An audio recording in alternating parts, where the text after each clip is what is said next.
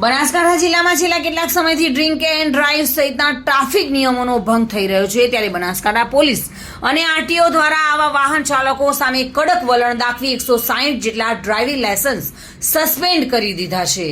Drink and drive અને અન્ય બેદરકારીને લઈને આરટીઓ અધિકારીએ લાયસન્સ સસ્પેન્ડ કરી દેતા વાહન ચાલકોમાં ફફડાટ વ્યાપ્યો છે. બનાસકાંઠા જિલ્લામાં વાહન ચલાવવાના નિયમોનું પાલન કરનારા લોકોને વાહન ચલાવવા લાયસન્સ ફાળવવાના હોય છે, પરંતુ ડ્રાઇવિંગ લાયસન્સ મળ્યા બાદ અનેક વાહન ચાલકો આ ડ્રાઇવિંગ લાયસન્સનો દુરુપયોગ કરી વાહન ચલાવવાના નિયમોના ધજાગરા ઉડાવતા હોય છે. બનાસકાંઠા જિલ્લો એ રાજસ્થાનની બોર્ડરને અડીને આવેલો જિલ્લો છે, તેથી આ જિલ્લામાં અનેક વાર ડ્રિંક એન્ડ ડ્રાઈવ સહિત ડ્રાઇવિંગના નિયમોનો ભંગના બનાવો સામે આવતા હોય છે. ત્યારે આવા નિયમોનો ભંગ કરનાર વાહન ચાલકો સામે બનાસકાંઠા પોલીસ તેમજ આરટીઓ કચેરીએ કડક વલણ દાખવ્યું છે. આરટીઓ કચેરી દ્વારા જિલ્લામાં ઠેર ઠેર નિયમોનો ભંગ કરનાર 160 વાહન ચાલકોના ડ્રાઇવિંગ લાયસન્સ રદ કરી દેવાયા છે.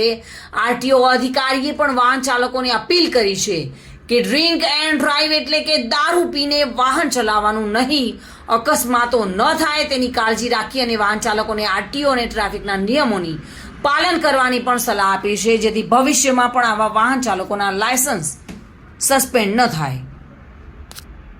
Reena Parmar, today news, Gujarati.